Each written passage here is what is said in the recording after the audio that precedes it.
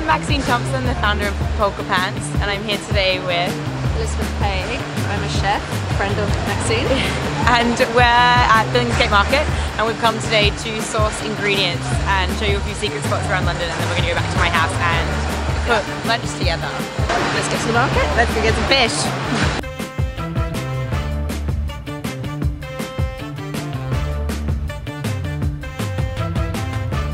Wow, look how big that squid is.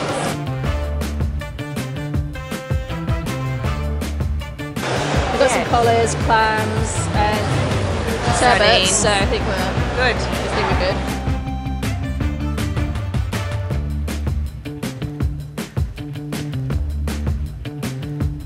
So we're just at the Japan Centre. We're going to pick up some ingredients that we couldn't obviously get at the fish market. So we're going to pick up some koji, some sambal, some sake for cooking and drinking, of course, and some rice wine vinegar, and some snacks for breakfast.